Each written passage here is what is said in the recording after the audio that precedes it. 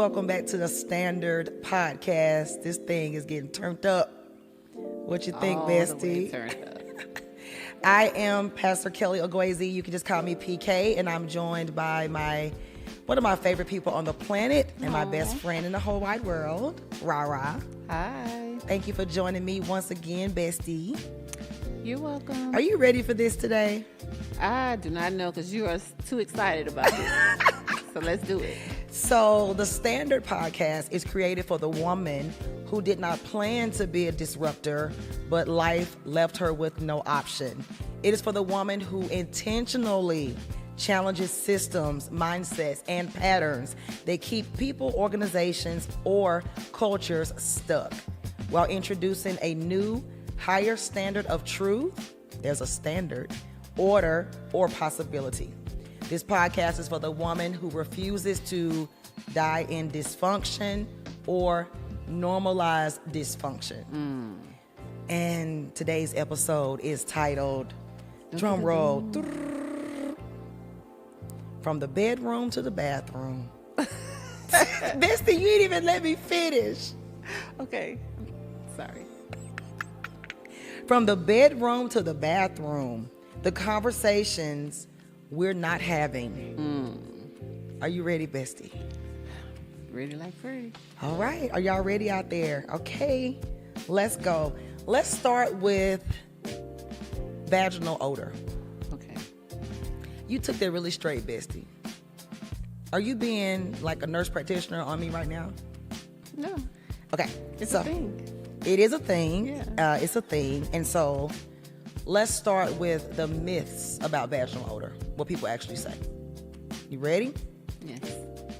A healthy vagina should have no smell. Untrue. That's right. That is not true.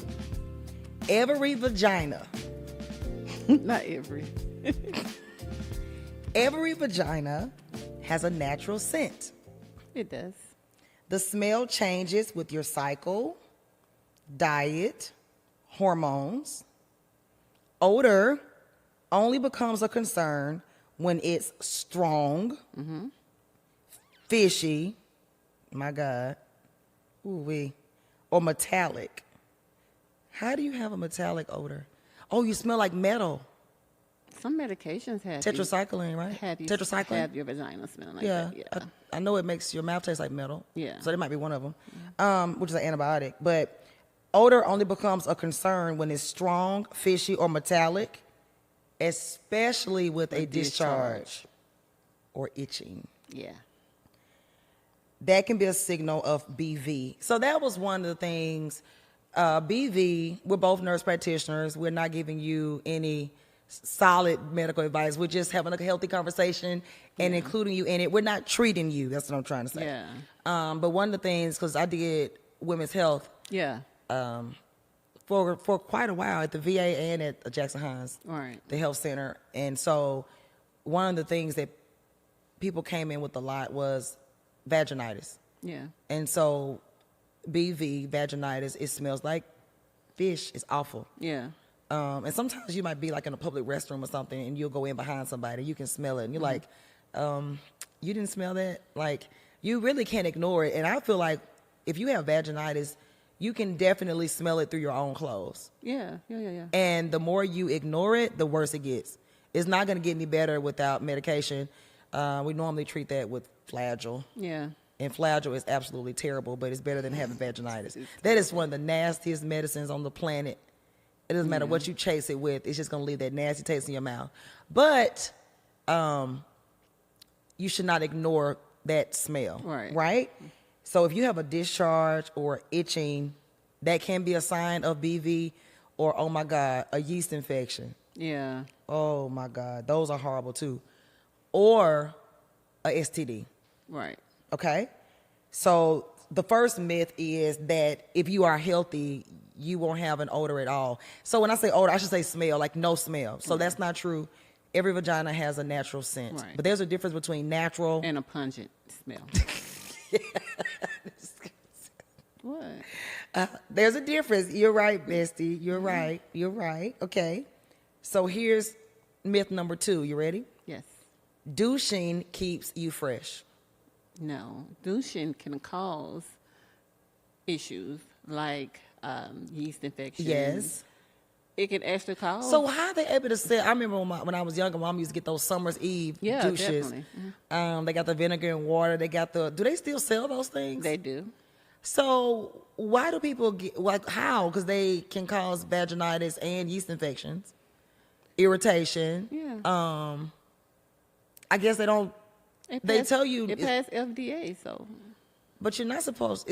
So you're not supposed to have to do that anyway. So there's this thing about douching will make you smell fresh, but you're not. You're cleaning away your good cells when you douche. Yes. Your healthy cells. You're washing it all away. You're washing it all away. Your healthy good cells. So.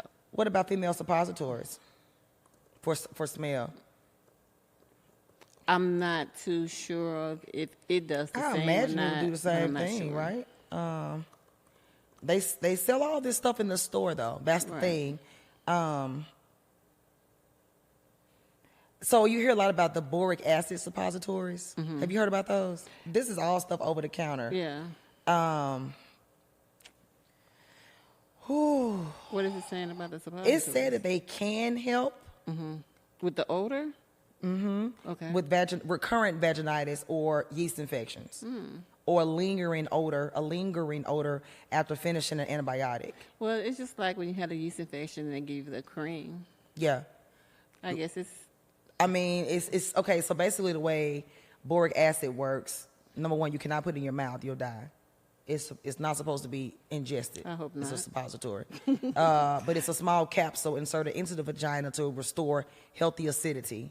Some are marketed as odor control or pH balance suppositories, and they are often used to help with recurrent BV or yeast infections when the standard treatment hasn't fully worked. And so basically, they support healthy bacteria, lactobacilli, Oh, okay. to prevent overgrowth, which causes bacteria. Just like that moisture is what causes yeast. Yeah. So when the pH is off to alkaline, then BV bacteria can grow and cause a strong fishy odor. So boric acid helps reacidify the environment. Okay. Okay, so, but that's not something that we were taught going to school. I guess that's something that that's something that's new. But it does not replace treatment. Right. Okay? And it won't help with odor that's caused by poor hygiene, foreign objects, a forgotten tampon. Yes. Have you ever forgotten a tampon? I haven't because I have a certain time that I'm going to change it regardless. Oh, you have a schedule. I have a schedule because I don't want to forget. Yeah. So one time I had a patient who did not know she had a tampon in there. Yeah. And I don't know how long it had been in there. Were you able to get it out without difficulty? Girl, I got it out, but I almost died. It was so bad. It Yeah. stank so bad. Not even stink, it stank. She said, I am so sorry. It was god awful. So she started smelling herself. She didn't know it was in there. I was doing a pap. So it didn't have an odor? It For was her? so far up in there. Yeah. It was up in there. It was up in there. I don't know how long that thing had been in there. She wasn't on her cycle. She came in for an annual, for a pap. So I was she just doing her forgot. pap, and I'm looking, there was no way for me to see the cervix. Yeah. So I'm, going in there and looking at the cervix, and I see the tampon. Yeah. And I'm like, something is up there, and so how did I get that thing out? I had to Did you use clamp something. it? Yeah, I had to use something to get it out. Yeah. And when I finally got that thing out, when I tell you that thing was horrible, she kept apologizing. She didn't know it was up She there. forgot. So I guess if you forget and you Yeah. put another one up there, it's gonna keep. It's going to push it further in. Yeah. So she couldn't smell it because it was so far up there. Wow. Like it was at her cervix. So you can forget your tampon. So you want to make sure that you always leave that stream where you can reach it, honestly. But thank God she didn't get toxic shock. That's what I was saying. She could have got a serious Because a infection lot of from teenagers that. go through toxic Right. shock and things like that. Right. with those So tampons. that was quite interesting. So that's just a side note there. Okay. So you're not supposed to use douches. All right? Moving right along. So the myth that it keeps you fresh is not true. It actually disrupts your natural pH and kills your healthy bacteria. and it makes the odor worse. So if you have an odor and you think going to get a douche, however you pronounce it, is going to fix it, it's only going to make it worse. Because guess what? The vagina is self-cleansing. So if the vagina is self-cleansing, why do people smell? Bestie? They're not cleaning around the vagina? The vagina Because the vagina itself, like the canal, and all of that, the inner part. It's self-cleansing. It's self-cleansing. The Isn't that cool? outside part is not. The outside is for you to do. Yes.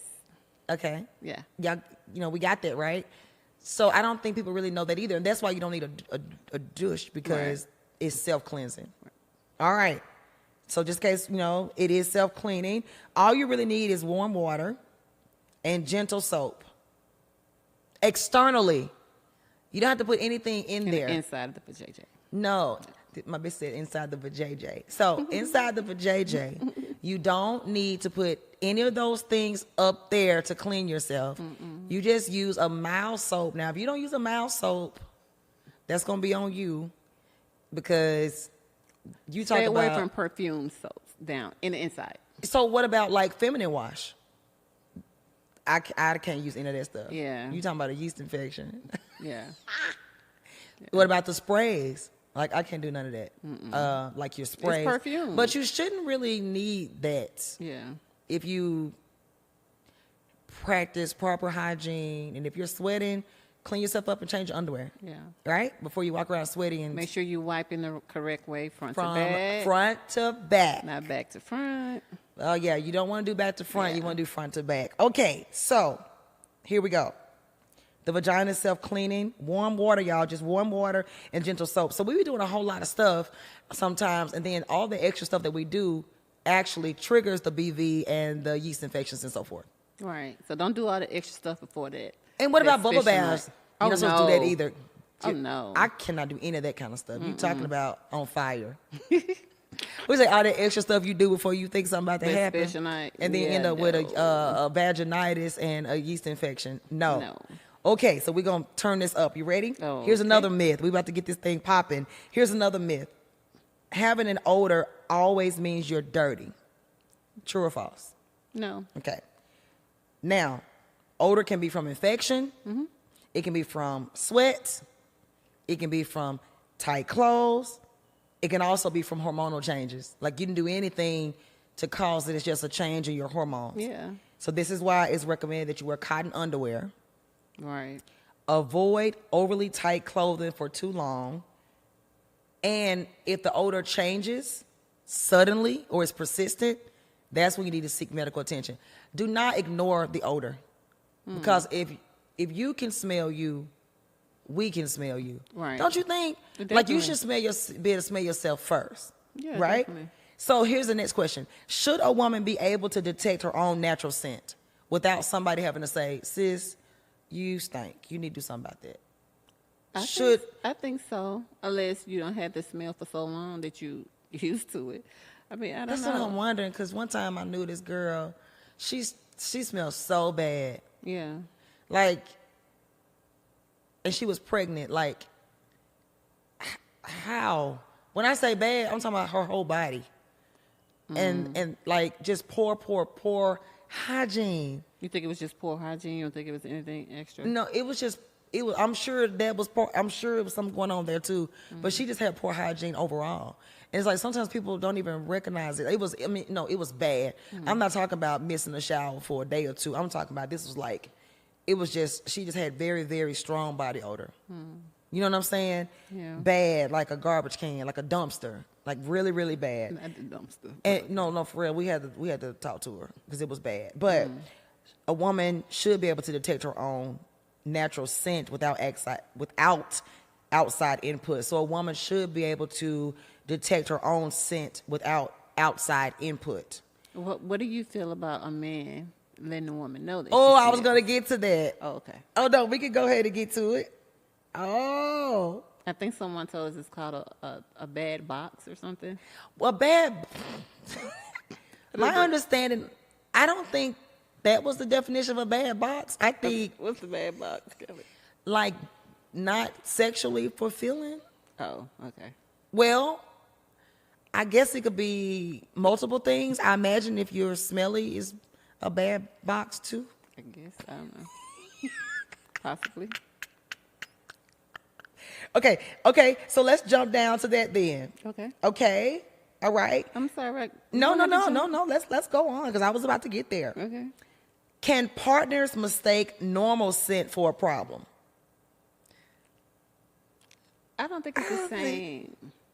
I don't think it's on the same level. Like a normal scent and then a pungent smell is two different things.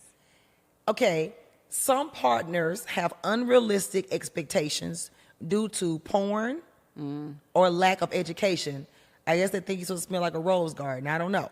Peaches and cream. Yeah, come on. Whatever your favorite topping is. Whatever, yeah. Right. So the conversation should start with facts. Explain that the vagina has a natural scent and that smell isn't always a sign of problem.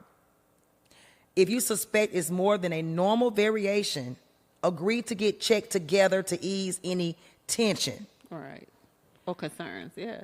But so if your partner tells you that you smell, would you be offended? I think it's all with the delivery. Okay. So what do you think would be? Hey, babe, last night I noticed when we were, engaging, you had a little smell down there. I don't know if you want to get that checked. What would be the wrong way? You stink. Like, I'm just saying, like, literally, stink. like, yeah, it stink. Like, nah, But do you think someone? So I guess, of course, if you're like, I don't know what that language would be like if you don't have a true committed relationship with the person. Like, if y'all don't really, If y'all just someone just popping it off, then he's probably not gonna say it in a nice way. yeah, I don't know. But I still think that's kind of. I think you should check yourself first. Of course you should. You just put your hand down there and just What bring is it up. this? Did you bring it? That's all you gotta do. Yeah. And if it ain't right to you, it ain't right. Definitely not right to him. Definitely not right to him. Woo! So if your partner tells you respectfully and privately, it's easier to process without feeling attacked. But men can stink too. They can. So it's not just us. The sperm can stink too. Yeah. What would cause that?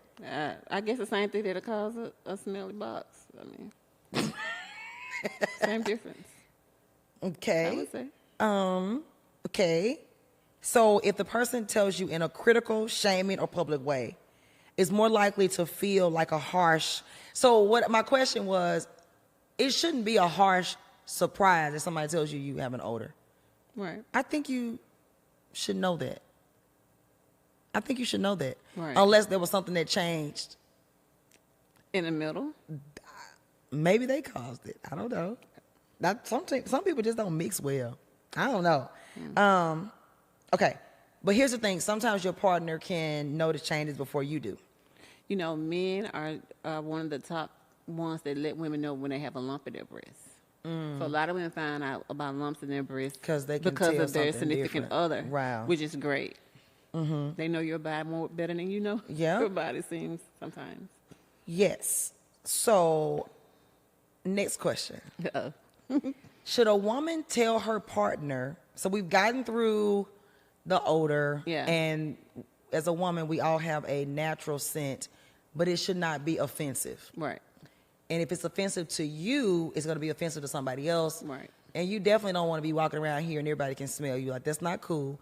And if you have a discharge, because discharge is normal, Right. especially as we go throughout the month and we have fluctuations in our hormones, but it should never be like a green, brown, yellow, malodorous, stinky. You know what I'm saying? So that's when you need to go and get that checked. Right. Because it could be gonorrhea, trichomonas, one of those types of things. Chlamydia.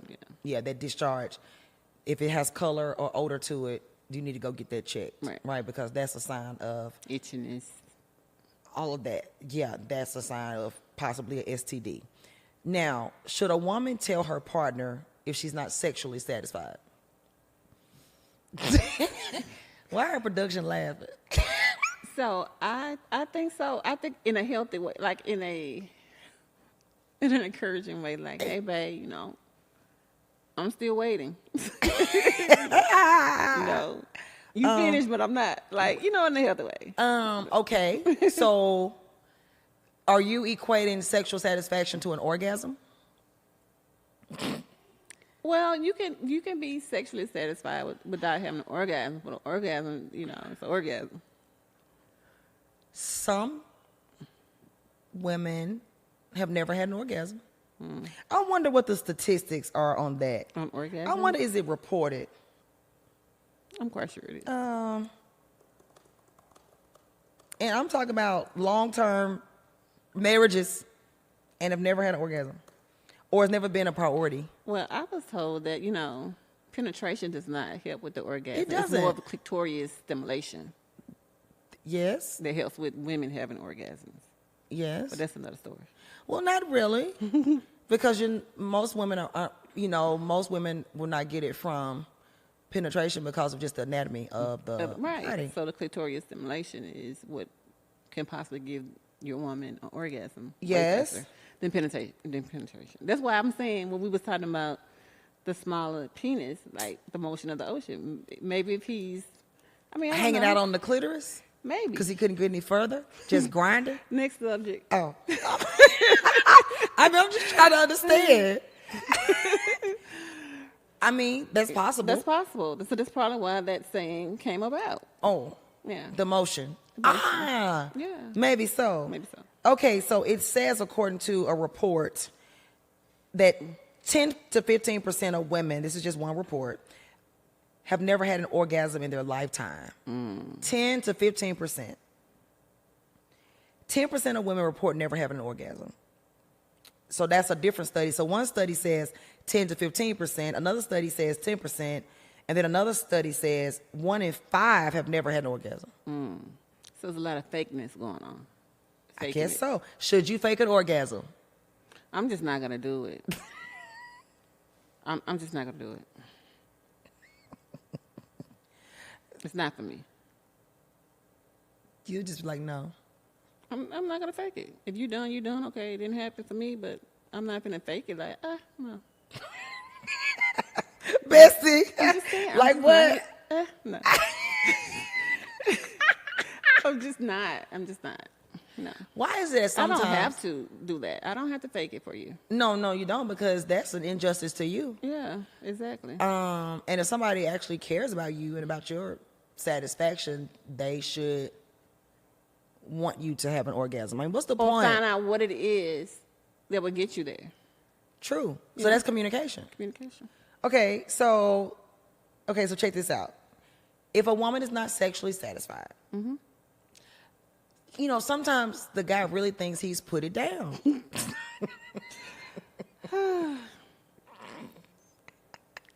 And so, do you say, no, you did not put it down? In fact, it was horrible. Or do you let them think That's kind of harsh to tell somebody they were horrible. Don't you think? What if they ask? How was it? So I have bad facials. You do. That's why I'm asking you, because you are very... So don't ask me, because you're going to catch the facial first, and then what The I eye say, roll. You're going to what catch the I eye say roll. after the facial, it don't even mean anything at that point. So, yeah. Okay, so we need some strategies. What's the strategy? Okay. Christy? So if you're not sexually satisfied, this is a real deal. There are a lot of married women out there who are not satisfied sexually. Yeah. And I it's a lot used to be it's one a of lot them. of married men, too, True. that are not Facts, sexually satisfied. because the box is bad. Yeah. Exactly. Okay, so here we go. The answer is yes, you should tell your partner you're not satisfied. But you can't just Like, go don't tell silent. them when you're arguing. Like, y'all into it. I know, and then you like retaliatory. women have the issue of cutting people with their hurting words. him with that issue when they're into it. Like, if you seriously want a change, or you can't throw it at them and you use it. can't, You can't yeah, weaponize you have to tell them, in a loving. when you're not arguing. That's right. Okay, I like that. So if you're silent about it, it can lead to resentment. Yeah. It can lead to faking pleasure. It can lead to a deteriorating and eventually non-existent sex life. It can also lead you to go to the other side of town. And cheat. Yes. Or It's invite possible. someone else in your bedroom. When they're not at home. No, like threesomes. Some people do that. Yeah. I would never do that, but some people do those types of things. Not interested. No, I'm not interested in that. So, but some people actually are okay with that. Yeah. I don't know. But anyway, so their suggestion is to use positive framing. If you are sexually dissatisfied with your partner, you can start by saying what you do enjoy about the experience. Right. But what if you don't enjoy any of it? Except for when it's over. Like, that's the best part, when it's over and you are out of my face. So I guess you can start, if you don't enjoy anything, I guess you can start the conversation out with, babe, I enjoy the fact that you like having sexual intercourse with me. However, Like, I like the fact that you enjoy it. yeah.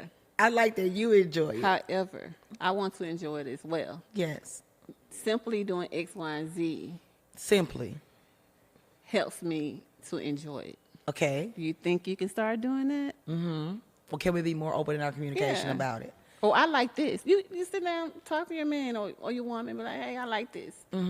Are you open to doing that? Yeah. Yeah. And then you decide what works for you. Yeah. I don't think you should be walking around dissatisfied. Right.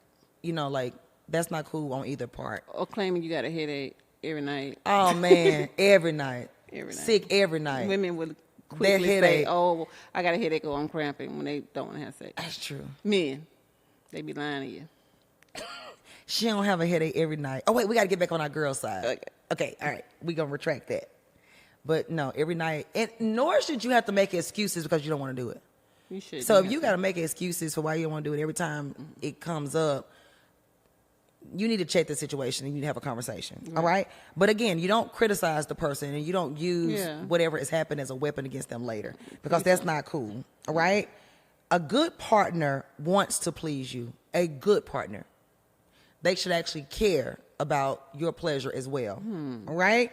But they are not mind readers. Yeah. So if you don't communicate, and then, you know, as we grow and evolve and all that, your desires and your needs and things change too. Right. So what might have worked a year or two ago may not work now. Exactly. You know what I'm saying?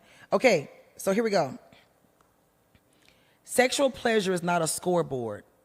So should every time a man has an orgasm when you're having sex, should the woman also?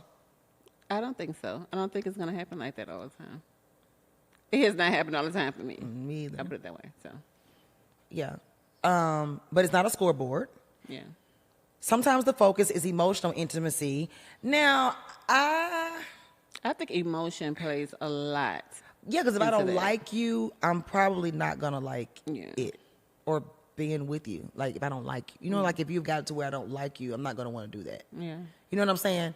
But it's not a scoreboard. Like, okay, you got one, I got one. You got I Right. mean, I guess it's just more layered than that. Sometimes it's emotional intimacy. Sometimes it's just a physical release. And then sometimes it's both. Like you need both. Yeah. Right? So putting pressure on yourself as a woman to like do that every single time can make it harder to get. It can make it hard to get, bestie. Yeah. Yeah. So, all right. But if you've never had an orgasm, that's a red flag. If you've never had an orgasm, ever, you know, there's some people who've never had an orgasm, not even by themselves. And orgasmic, isn't it what we call it? Yeah. All right, without orgasm. It could be a medical issue. Have you ever heard of that? I've heard of that. That is a medical issue. That there are some people who like cannot orgasm. But is it guys included. Is it a psychiatric medical issue? Hormonal changes, nerve problems, medications. Yeah. You know, some psychotropic meds stop you Yeah. from being able to climax. Right. But if you've never ever had an orgasm, it may mean you're not getting what you need. And so that's worth addressing. So what is the actual issue? So if you've never been able to have an orgasm, you need to probably go see somebody. You know what I'm saying? Because that's not normal. Okay. So the goal for healthy sex is where an orgasm is common and attainable, but not the only measure of satisfaction.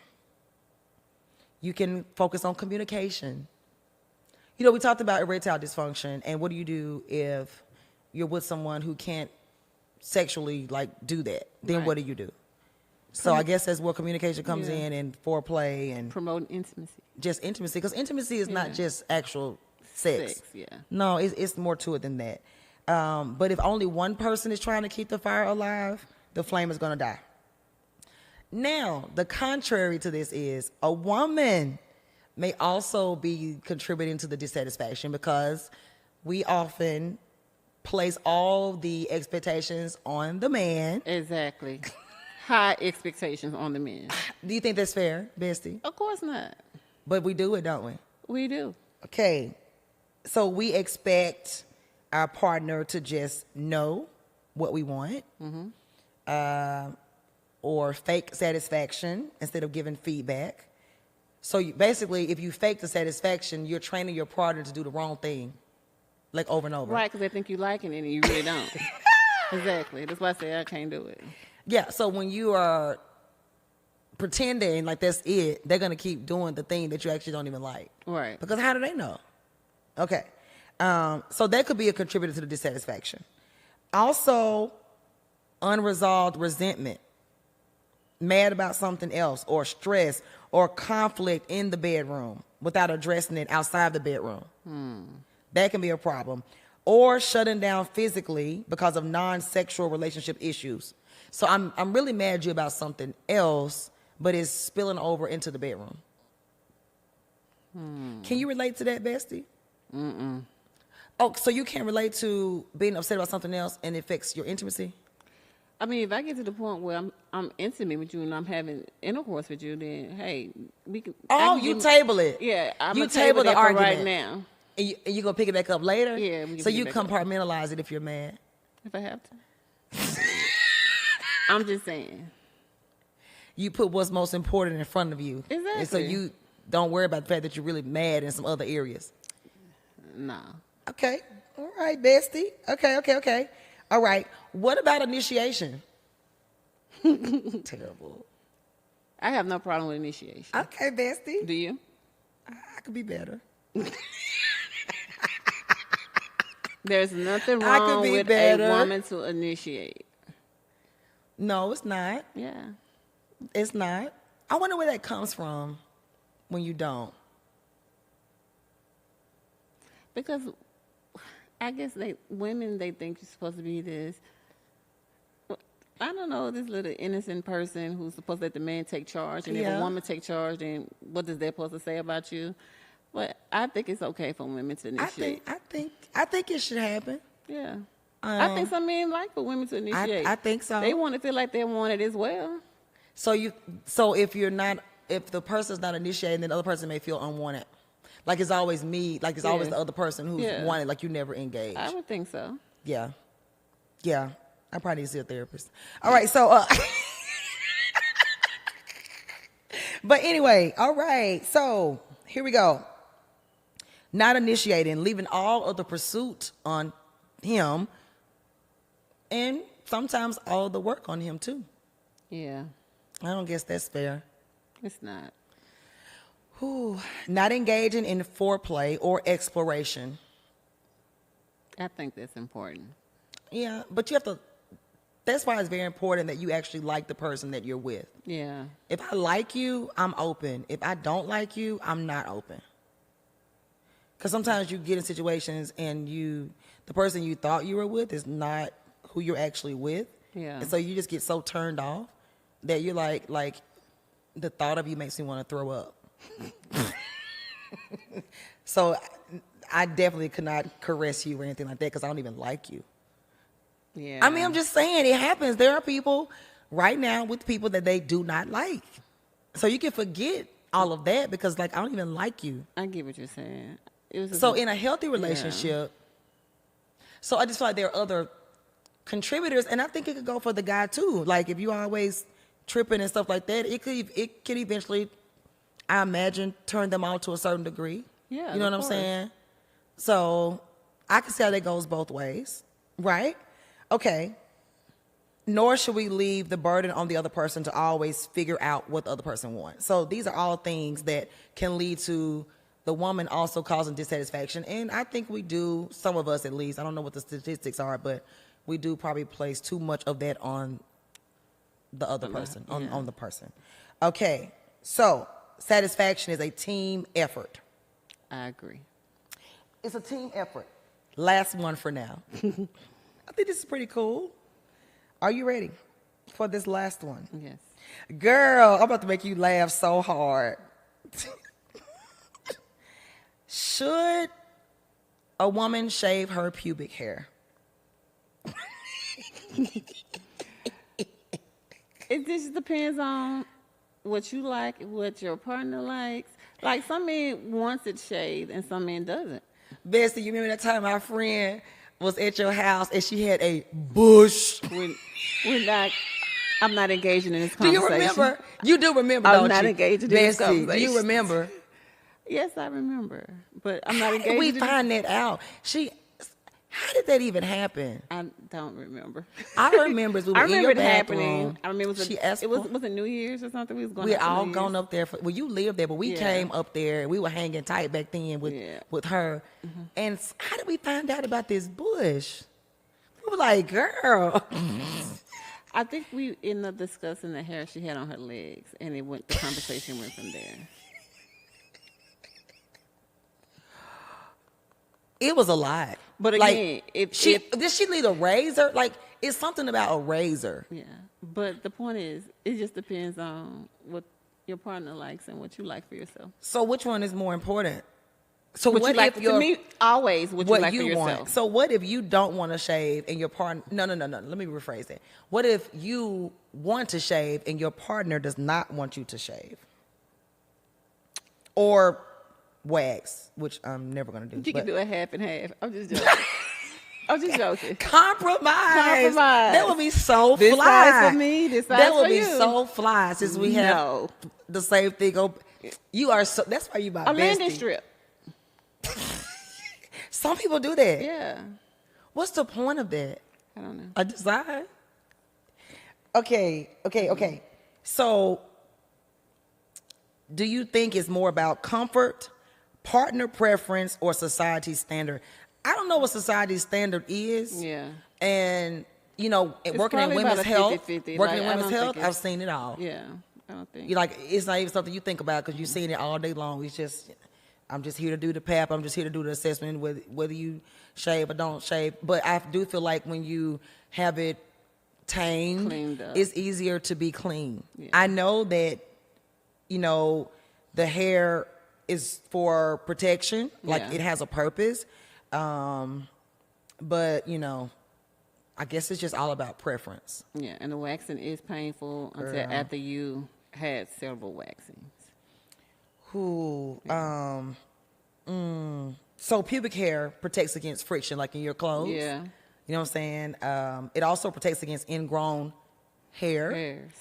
And it also protects against small cuts in the skin. So it's actually like, we were talking about earlier with HIV and AIDS The transmission. transmission. Sometimes you can have cuts and be unaware. Yeah. But the pubic hair actually serves as A barrier. a barrier. Now, do you think the man should shave?